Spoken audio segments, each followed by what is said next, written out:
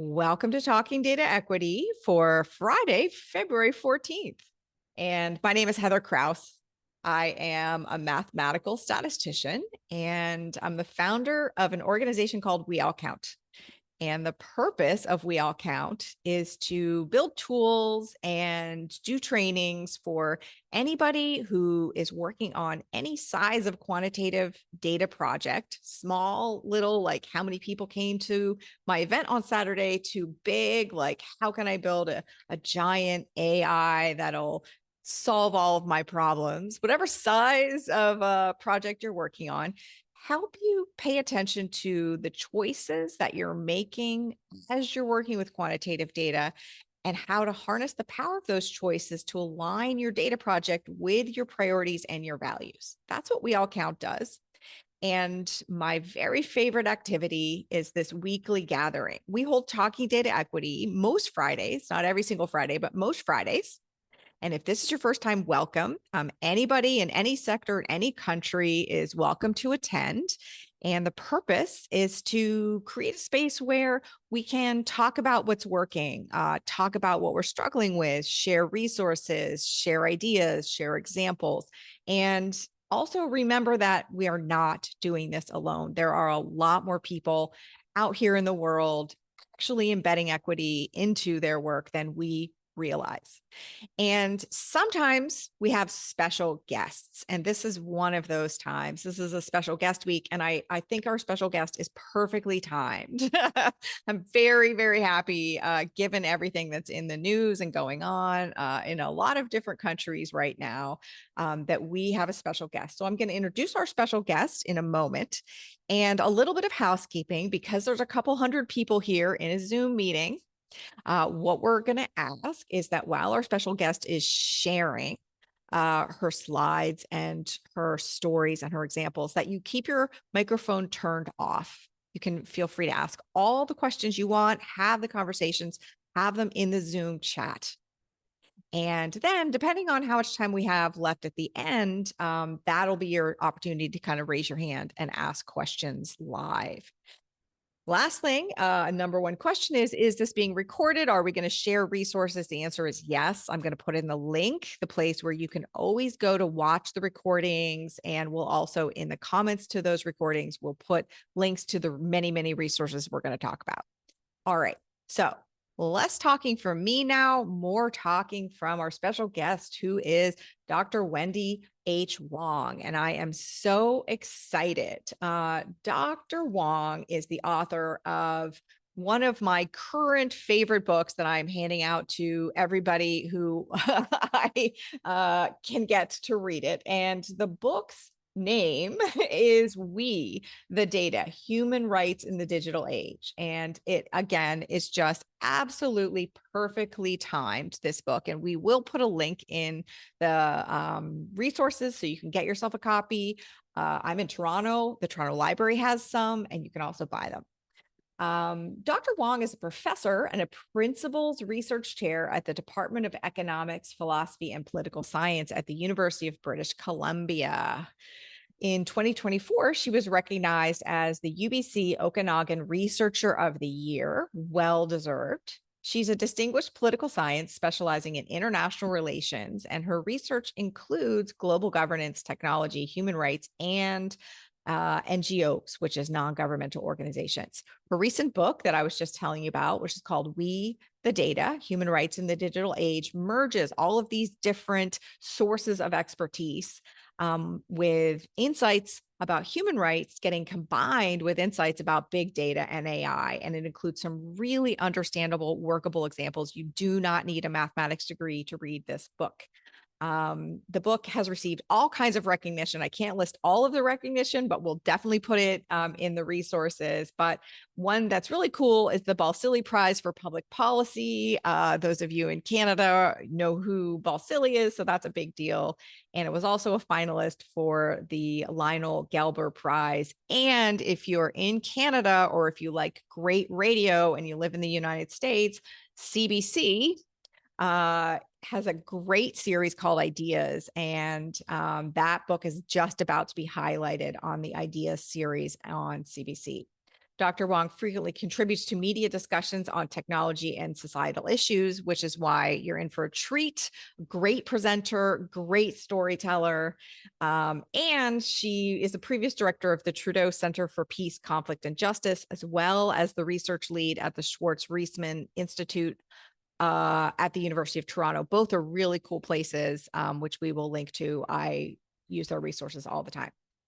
So you can see why this week is perfect. Thank you so much, Dr. Wong, for joining us. We are very, very excited to have a conversation. I'm so honored to be here, and thank you so much for that lovely introduction, Heather, and the invitation to speak to you all. What an amazing community, and I hope that we really, I hope that my comments generate some conversation from all of you as I'm always learning from my audiences. So let me go ahead and share my presentation because I will talk through this. I think I always find it easier just to talk something visual. Um, so as Heather was saying, I'm a political scientist, but for writing this book, I actually felt that I really needed to go outside of my home discipline. So, I've been a professor for going on 2 decades now, and what I really found is that, when we think about issues of AI and data, it's really important to use a social science lens, to use some of the lessons from political science. And I hope that becomes clear in this talk.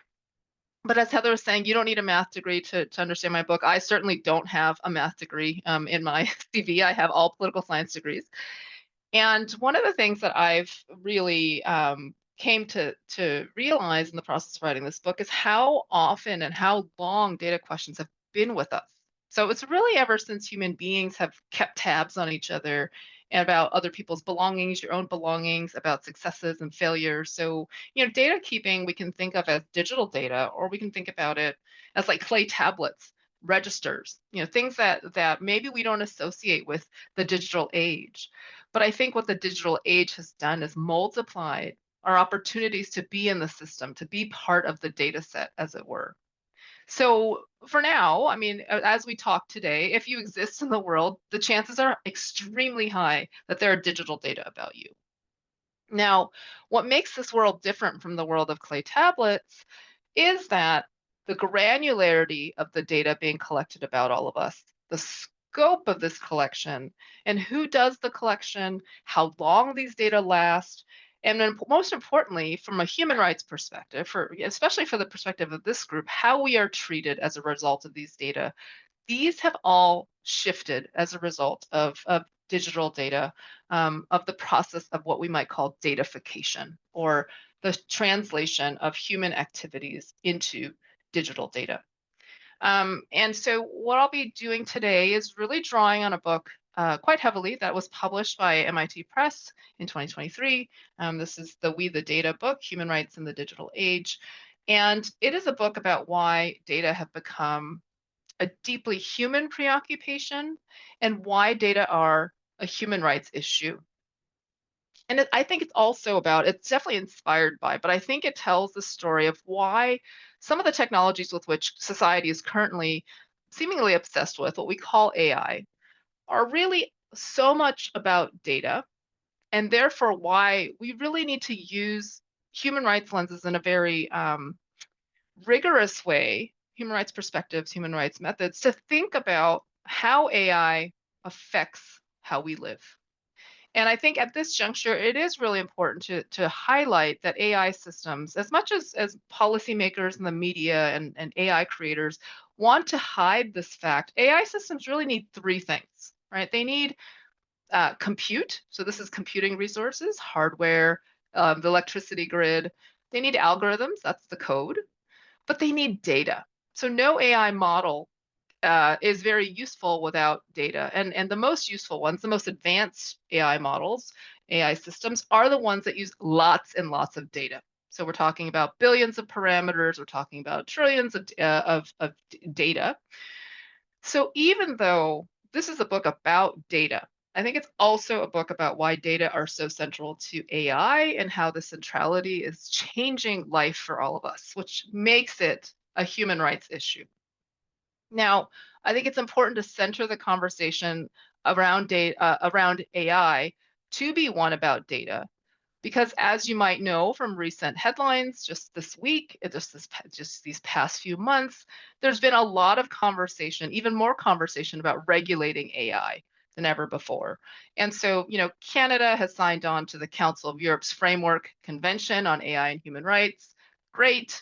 That's wonderful. But what does it mean? What does that actually mean? What does it mean for that document, for that standard to say something like, we need to be treated with dignity by AI if we don't think about how the data of AI, the data processing perspective, so the outcomes of AI, but also the data collection perspective, the start point of AI.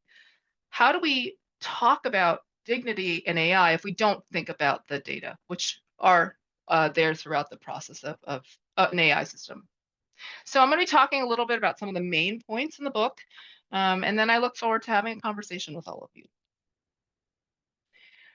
So today is Valentine's Day, or Friendship Day, as my kids' school has called it. Let me start off with a ghost story, or I think in some ways a love story, and certainly a friendship story that would affect all of us. And it's the kind of story that can only happen in the data age. So in the analog world, and this is going to get dark really quick, so it's not really a good Valentine's story, but nonetheless, in the analog world, we know we can't live forever, right? That's one of the tragedies of human life. We live, we die. But what if you could actually live forever through data? And so Roman Mazurenko was a young tech entrepreneur working in Russia. And about 10 years ago now, he was actually hit by a car and died. He was walking in Moscow and was the victim of a hit and run. Now, when someone dies, typically it's a very sad occasion.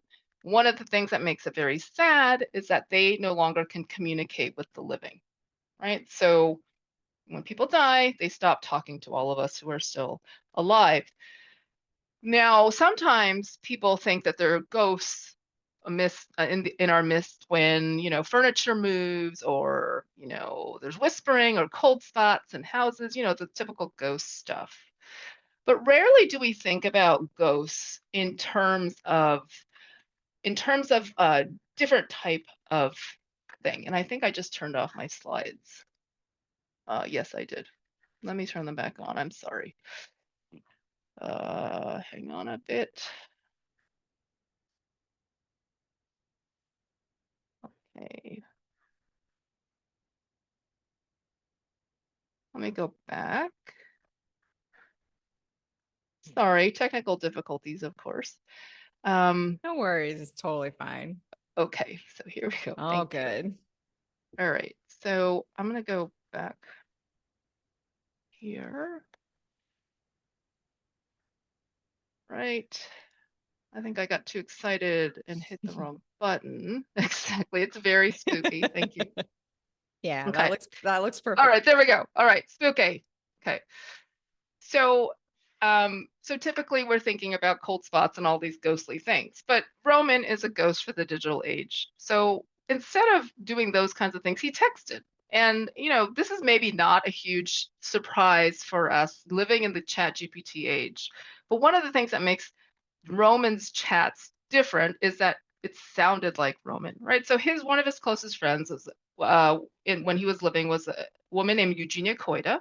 She's actually a tech entrepreneur, has since started a pretty successful AI companion company called Replica. But at the time of Roman's death, she was still developing some of these technologies.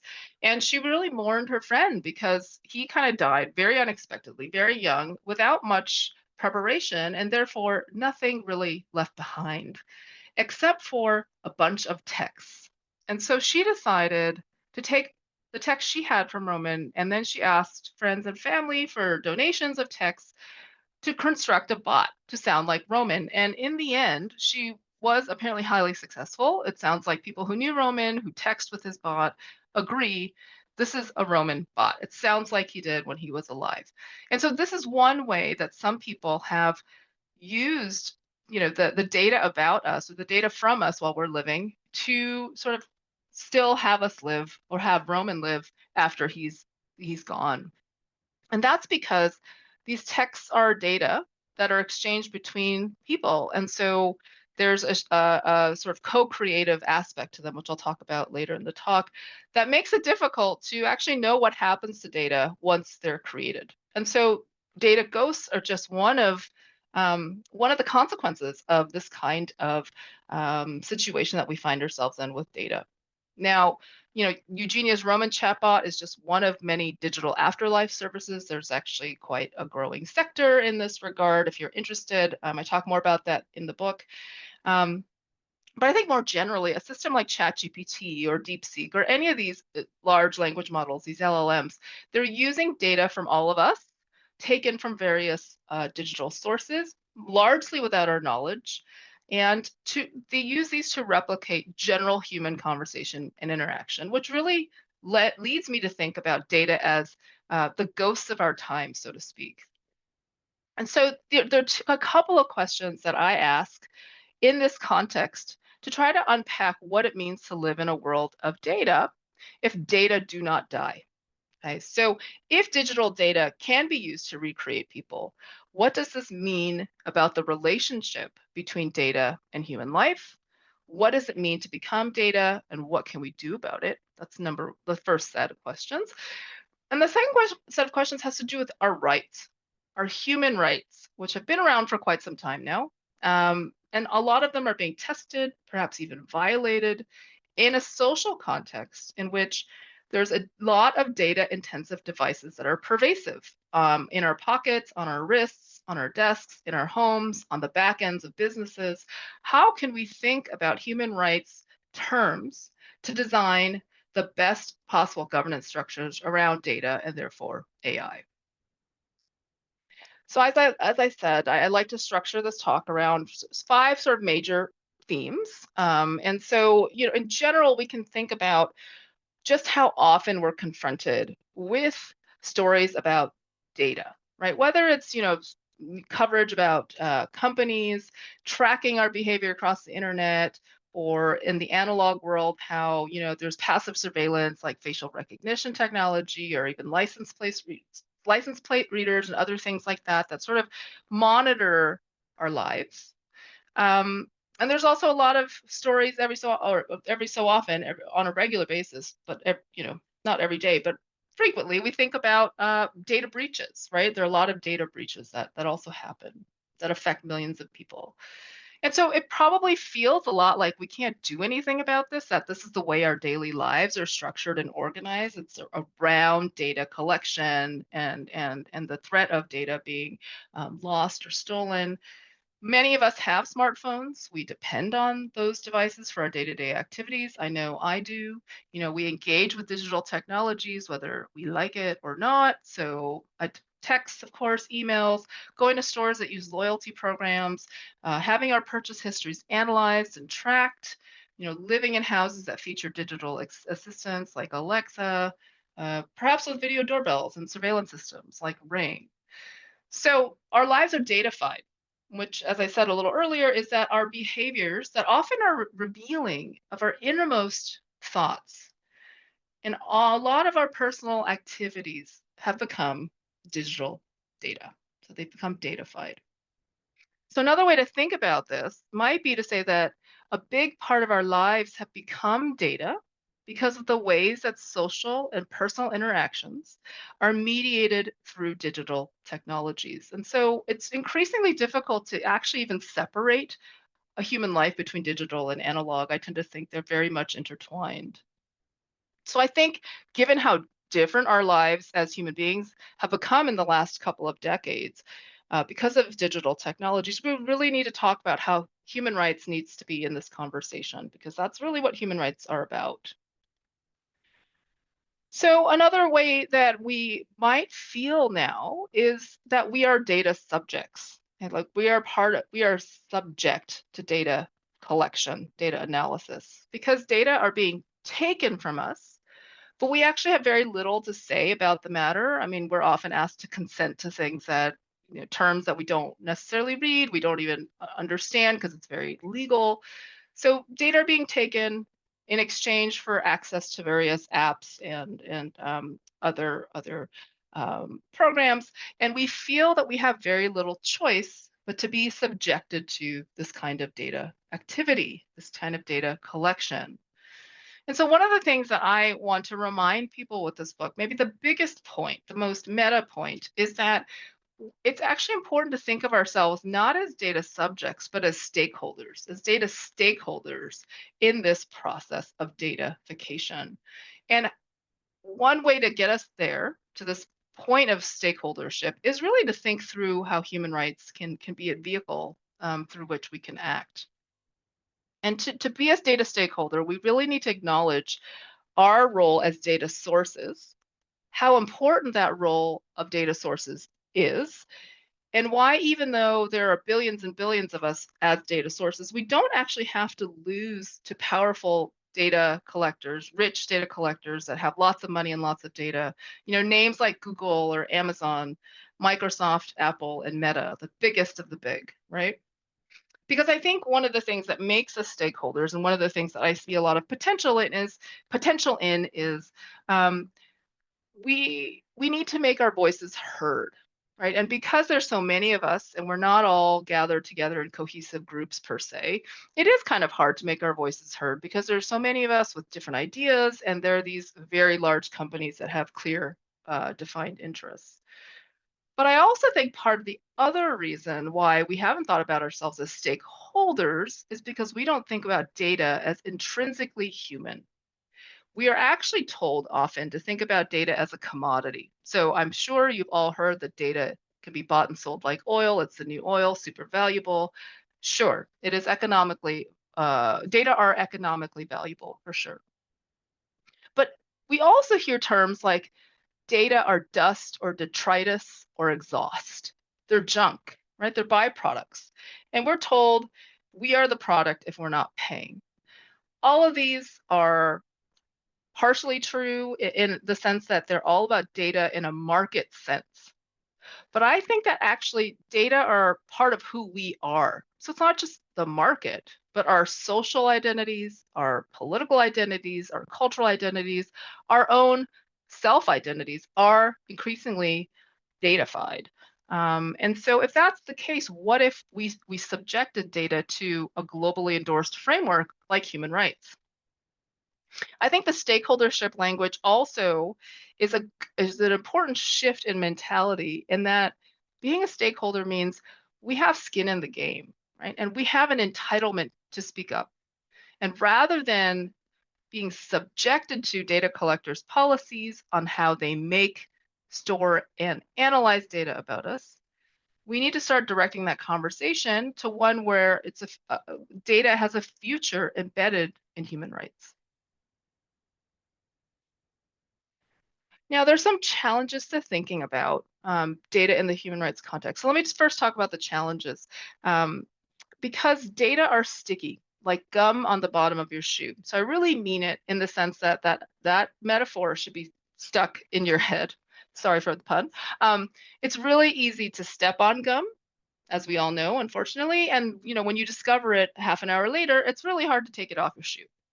And I think it's similar to think about data being generated about us, which is that it's actually fairly seamless for those data to be generated. We don't even know most of the time. But once those data are created, it's actually really hard to be rid of them. And unlike gum, it's actually very hard to know what the data about you are and why they were created and where they exist. Okay, so that's why it's a digital metaphor for gum stickiness. But there are four reasons why data are sticky. I like to break this down because I think it helps us understand. The first is that data about people are very mundane, which is to say that none of the data that are being collected about us are really all that remarkable. They're not extraordinary. They're things like what you order on Amazon, how long your jog is, what direction your devices are facing at what time of day, what kind of devices you use to send your messages from, or tiny behavioral quirks like your mouse usage or other types of things that we might not we don't we don't think about, certainly. And what this really means is that these everyday activities, which constitute really who we are, if you think about it, the sum total of what you do in a day, they're increasingly important for understanding um, understanding how we live, for making generalizations across the population, and of course, they're very valuable, as we know. The second reason why data are sticky is because these data that are collected about these mundane activities are linked across a whole series of data sets, right? So you don't make it one data set so that you can just keep that closed. So people who make use of data and really work in data analytics are looking across a series of data sets to try to understand patterns of behavior, different types of predicted outcomes. And so there is this linkage between various data sets that happens as well. So again, this is why it's very hard to track where your data go. And on the one hand, this is really great. I mean, a lot of, more medical uses of AI would be possible if there was more data linkage, although medical data is protected for being very personal. So there's great potential in linking data, but there's also, great potential for discrimination. For example, if in terms of denying health insurance, for example, or other types of insurance, um, given the way that you behave across a variety of different situations that are being tracked. Third reason why data are sticky is really going back to the Roman story. Once data are created, they're very hard to verify whether they exist or not. So it's very hard to say whether something's ever been deleted. And so data are effectively immortal in that sense. The final reason why data are sticky, and this is, I think, probably the biggest challenge for how we think as a society, is that data are co-created. They're inherently shared. They're shared at the beginning because we're all data sources, but we don't actually make the data. Somebody has to go out there and create data, right? So this is what we call the data collector. Sometimes it's a company, sometimes it's a government or other interested party. So the data collector makes a choice to investigate something, and they go out there and they collect the data. And we are the sources of those data.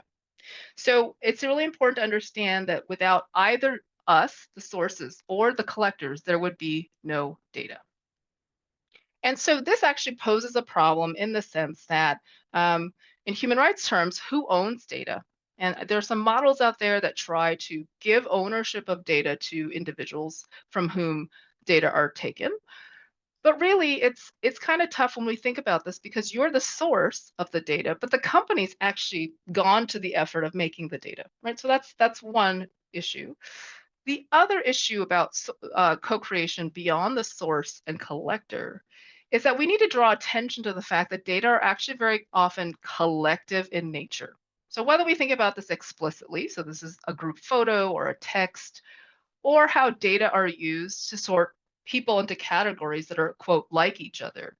So the data are coming from individuals, but they're being used to make new groups from which to draw inferences and make predictions and act on.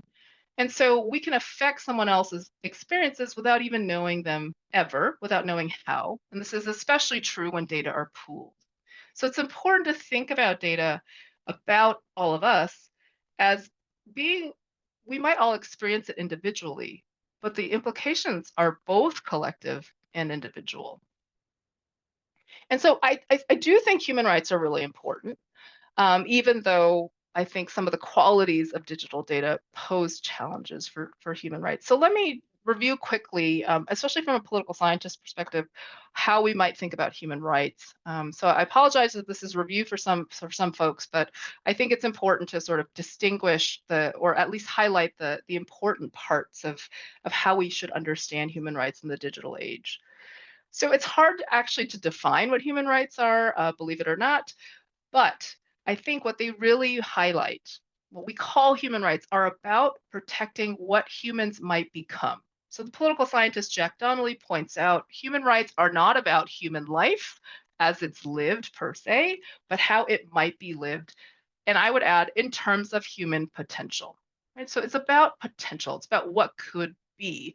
And so human rights is really a framework that tries to define what a potentially, good human life would look like. And so in international relations in particular, the important date is 1948. That's when the UN accepted the Universal Declaration of Human Rights. And this was the document that really jump-started the very thick ecosystem of human rights that we have today, internationally, and then also in lots of different countries. So with the UDHR, state delegates came up with 30 different articles that they saw were key to thinking about international human rights. In addition to, or especially highlighting their universality in terms of coverage, the unconditionality of human rights, and their interdependence and how they fold into one another. You can't pick and choose, per se, what you like or don't like. You have to accept them together. And what makes human rights very different from something like ethics, let's say, even though they're related, is that human rights are entitlements. And they're entitlements not just against anyone, but against states. Okay, so it's about individuals and groups interacting with states who are responsible for providing or protecting human rights. So we probably have heard of some of these rights, like freedom of expression, freedom from torture, but there's also like the right to education, the right to choose your marriage partner, the right to a fair trial. Now, there's a lot of different rights. All these rights I just talked about are very different. Expression and choosing a marriage partner and right to fair trial are related but different. So how do they all fit together? At the time of the UDHR, one of the founding members of the UDHR authorship team, René Cassin, who was a very famous French diplomat and lawyer, came up with a framework, which he likened to the portico of a Greek temple, to understand how it is that all these different rights that cover all these different facets of human life could fit together.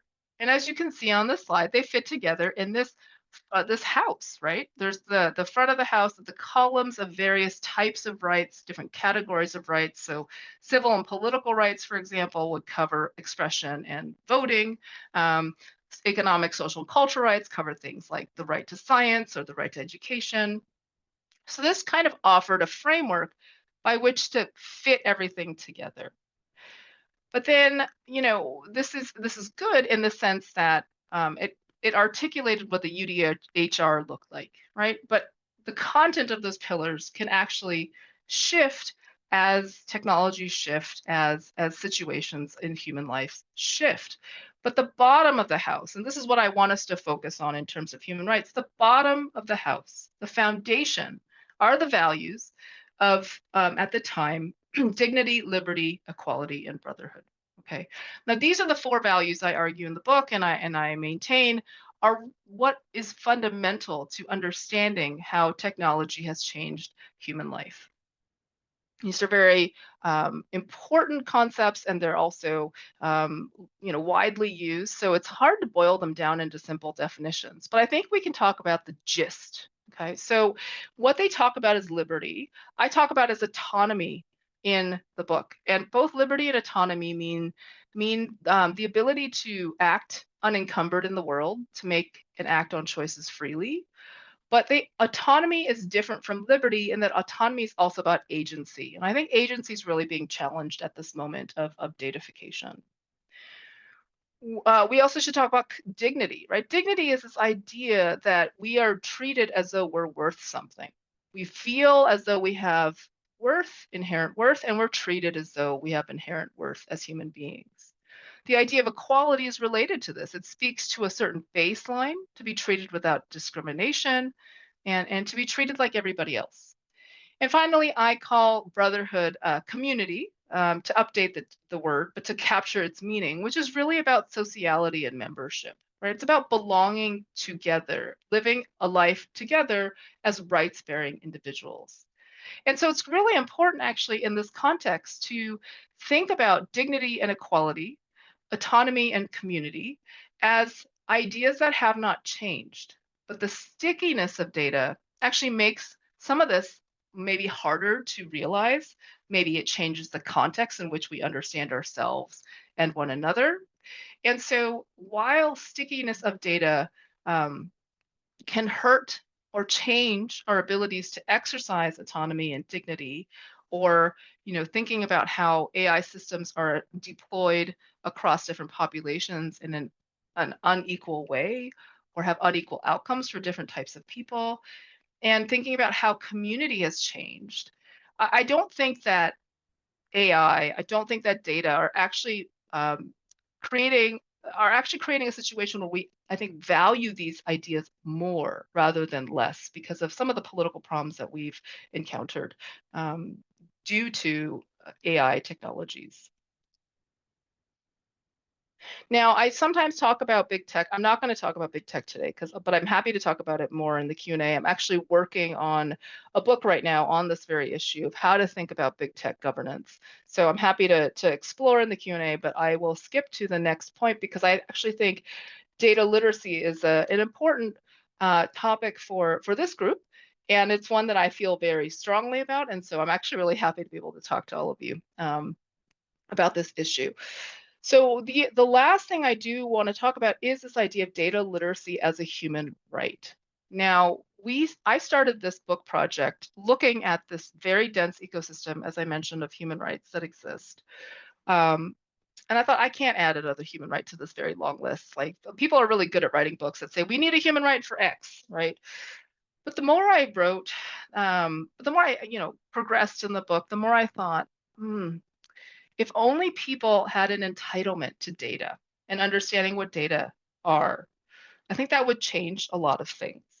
And so I started thinking about data literacy as a part of thinking about our right to education, which is a long established human right that spans multiple international treaties. We know education is important. It's an important part of human life. And I think we need to think about how understanding data, having data literacy, is also a really important part of human life because human life, as I said before, is both analog and digital, and those experiences are intertwined. Now, I think data literacy as a set a competence will help us become data stakeholders in the sense that it helps us live our lives in a world that has been increasingly defined by data.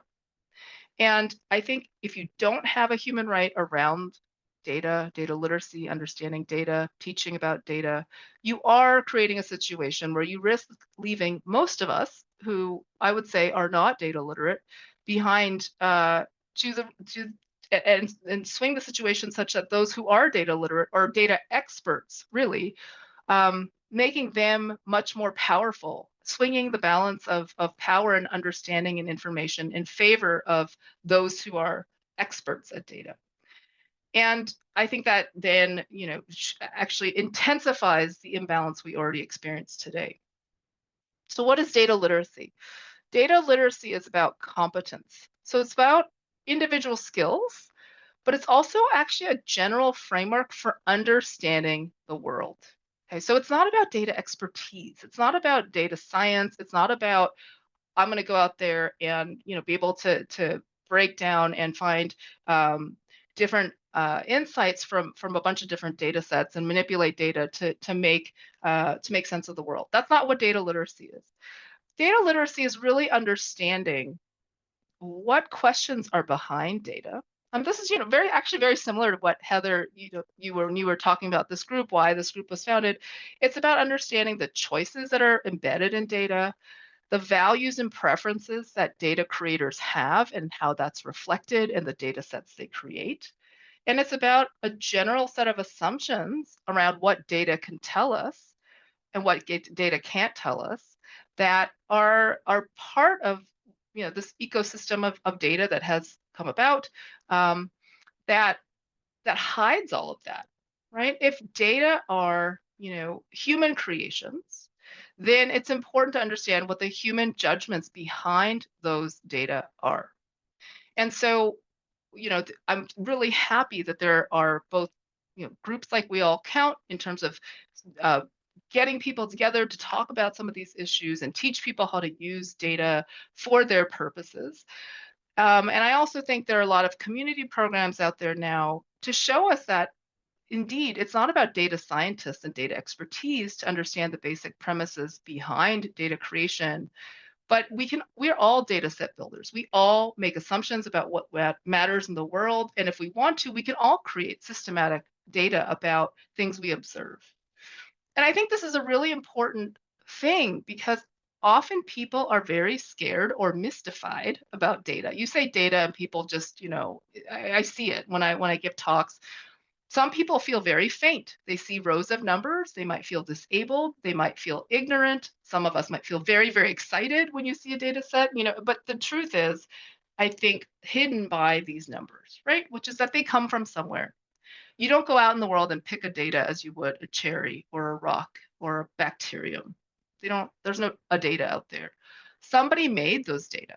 So data literacy really begins from the point of understanding data as a human artifact. And all human artifacts embed values, preferences, and choices. And I would also add assumptions about how the world works and what's important. So how do we achieve this? I think, K through 12 education is already something that people have really thought about, and really teaching kids how to see the world through data, see the world through AI systems. So I think that's a key facet. But what I really want to talk about too is prioritizing libraries as data stewards and stewards of data literacy. So lots of research already exists that shows that libraries are really foundational in giving communities linguistic literacy skills. But there's no reason, I think, why we can't actually then turn libraries' expertise on teaching literacy to a subject, to the subject of data, to really reach broad populations, to reach into communities, and really help people with their data literacy skills. And this is really for people who are outside of formal education, right? This is really for older folks, but also for kids. And I do think this is a really key function because data making is a fundamental uh, task of libraries. If you think about what libraries are doing, they take materials and sources of information, they sort them, they decide what's valuable for the community and what is not, and then they make those collections coherent and accessible. They put things on shelves, they organize digital databases, they sit at the library and serve as, guides for us to use all these resources. They are, in a lot of ways, the analog Google search, right? They are making sense of all the data, and they've made the data by making choices around the content of libraries. Finally, I do want to talk outside of data literacy, and really, think about how we train our data specialists, our data experts. How do we train computer scientists? How are we training our computer engineers and our data scientists in universities? Some universities have ethics classes. I think we should be pushing some of these folks in these fields to really include in their requirements for their technically trained students to be really thinking about non-technical issues as well. So I'm not saying they should double major in social science or political science, as it were, but maybe they should have to take a class about uh, fields that look at human subjects on a regular basis, whether that is in the social sciences or medicine or the humanities. But these are the fields that deal with people and information about people on a regular basis. And I think there are lots of different um, mental frameworks that we have that folks in the technical fields who don't work with people don't have. And I do think that there's some value to that in sort of information sharing across fields to train the next generation of folks working extensively with data. Um, so, I just want to conclude with a few last words. First of all, I don't think human rights are a silver bullet. They're not the solution, but I think they offer us some insight into the importance of autonomy, the importance of community, dignity, and equality to really get us started with how do we think about data in light of those values, and how does data, or how do data intensive industries both challenge and support these values? I think that we also have to come to terms with the collective nature of data and how we actually, when we make choices about, quote, our data, that can have a lot of implications for many others who may not agree or know. The example I like to use is DNA data, 23andMe, or other like genealogical services. I'm sure we all know someone who swabbed their cheek. The fact that 23andMe has that data about that individual is perhaps something that person wants to do. But DNA is inherently shared. Anyone related to you or to the cheek swabber will be now in the data because of the fact that DNA is shared across related people. Okay, so that is something to think about. And so we can imagine that analogy building across all kinds of digital data that have revelations or can be used to have revelations about what other people might think or do.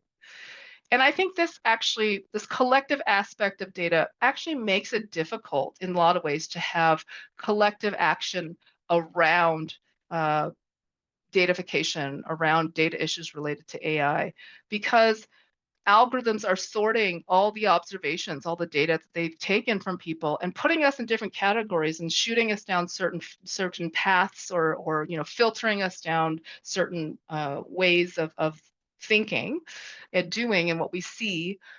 And that's really different from how communities were created in the past. It used to be that communities were self-selected, right? You all selected to be part of this community. Activists have traditionally found each other through their mutual interests. And I think now, when we think about the collectives that are being made through AI, through recommender systems and so on, these are not these collectives are not communities in the same sense. And I think that is something to hang on to as we go forward. And finally, data are effectively forever. And so in that sense, we really are, we should be a little bit more aware of the data ghosts that are in our lives. And so I want to end my remarks there. Thank you so much. Thank you so much, Dr. Wong. This was amazing. I hope you can see some of the reactions, like the actual Zoom reactions, lots of applause and thumbs up and celebrations. I know it's a significant investment to gain enough expertise in these different areas to be able to weave these threads together and come up with like a coherent, concrete set of ideas. And I really, really appreciate it. Thank you. Thank And thank you you. for making time to come here and share it with Yeah, us. thank you. That was very nice feedback. Yeah. So there's lots and lots of questions in the chat, but because we have a couple of minutes, I'm going to see if there's anybody who's in the room with us live that would like to raise their hand and turn on their microphone and ask a question. And if you're new to Zoom or if your Zoom has just updated, usually in the reaction section, there's a little icon or the words raise your hand. If you have a question and you want to raise your hand, or if you can't figure that out, you can just turn your microphone on and ask a question. I'm going to give a couple of seconds to see if anybody in the room wants to ask a question. Great. Hey there. Hi, thanks so much for this presentation. I guess I'm just wondering if you can talk about what governments are doing the best job of regulating our data privacy. I don't, so actually, Heather and I were talking about this earlier before we started. I think that governments are not understanding how exactly to regulate AI. They're not looking at data per se. Um, so in terms of data, they are looking at things like privacy, but I actually think that's becoming an increasingly outdated set of ideas. Not because privacy is not important, but because the way we've understood privacy has really changed in light of the fact that a lot of the devices that we bring into our homes that we voluntarily bring in are tracking us and sort of violating the sense of privacy, which is to keep others out. So I would say, one of the things that governments really need to get their heads around is the fact that data are co-created, right? There is a collector and a source, and we need to figure out the balance of power between them, as it were. Um, and that one of the standards of protecting people's privacy is de-identification, right? So if you anonymize someone in the data set and assign them a nonsense identifier, that protects their identity within the data, and that protects their privacy by extension. But we also know that because there's so much data about individuals out there, that the cross correlation between data sets really allows for people to re-identify uh, those who are in data sets. And so that privacy protection is sort of withered in the sense that de-identification might not be the standard we want to go for in terms of trying to keep people's lives out of the data set or out of unwanted scrutiny. So my view is that we need to follow not de-identification, but minimization as a standard. Data minimization as a standard. I don't see that very often where in policymaker chats right now. I think they're very focused on the outcomes of AI systems. And I think that we actually need to be more aware of what we feed the systems, not what they're producing at the end. So my sense of that is that policymakers really need to update how they think about personal data and privacy in that sense. Yeah, I think that's a really, really good way to answer a really complicated question. I mean, I think it Thanks. was, I tried my best to be succinct. yeah, no, it is the question. Can you give us, just for people who aren't experts in this field, just a quick overview of how do human rights get enforced? Oh, through states. I mean, this is also Hmm? one of the issues I didn't raise today as much, but what makes it hard today to think about human rights is that in the digital space, is that sort of traditionally through international law, the only entities that could sign on to human rights were states. So this is just international law in general. Only states have standing in international law, except in very few instances.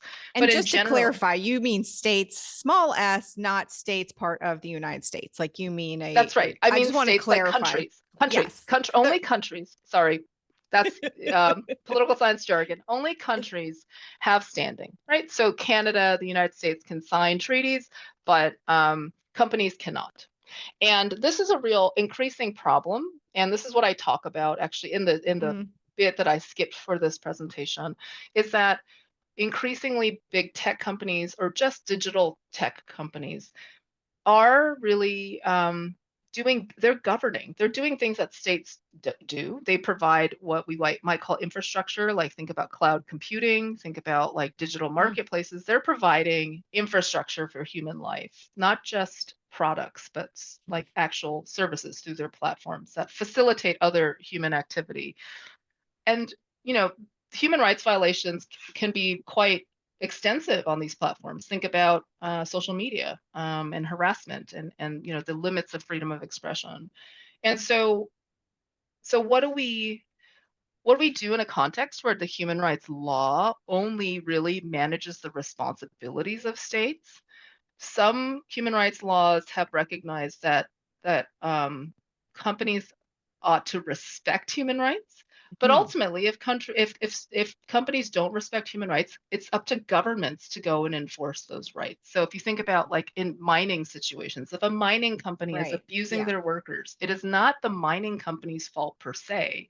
It is the country in which the mining operations are happening that they have to go enforce, or it's the country from which that mining company comes from that has to enforce those rights and protect those workers.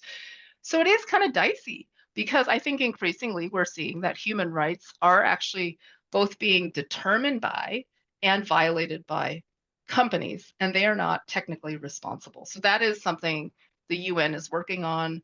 There is a Hmm. movement towards holding companies more responsible. The framework convention I mentioned from the Council of Europe on AI and human rights has recognized companies as potential violators of human rights, but still does not put the onus on them. And I think that's a real, I mean, I'm sure they had to pull back for various political reasons, but that's a real shortcoming. Great. Thank you so much for explaining that to us, because I do think that that is what we are, most of us in our daily professional lives are absolutely experiencing, that gap Yeah. between who's actually making the actions and who can be held accountable for the actions and who needs to bring claims for accountability for the actions. And so I'm very happy to hear that the United Nations is working on that, and maybe we'll try and scrounge up some links to that and put those in the resources as well. Other things that will be in the resources, will be a link to Dr. Wong's book, which again, I highly recommend. You can see she's a big proponent of libraries. You can check it out of the library, but you can also buy it. It looks great on Kindle. I have a Kindle copy. And it also looks great. I have a Kindle copy and a paper copy. So I recommend following up that book. And we'll also add some of the other links to the different sources of insights about human rights and data that we talked about today. Can I just say one really quick thing? I would love that. I know we're out of time, but Okay. like one You thing go. I would love, if there are librarians here or people who know librarians, I want to say that I am in the process of writing this book. I am so impressed with the amount of information and training you all have in data, and also how modest people working in this field are. I find that a lot of librarians are quite reserved, and I think that you guys, you all hold such rich expertise, and it would benefit all of us for you to be loud, right? I know that's sort of not what librarians do, but I do think that is such a huge part of this project, which is to show how skilled you are, and to, people are always like, who could do all this for us? Librarians, they're amazing, and they've helped us in the analog age. I don't know why they can't shift over to the digital age. So anyway, my further plug for librarians. Absolutely. And I really want to amplify that. We have had the opportunity to work with some librarians, and there are some really, really loud librarians.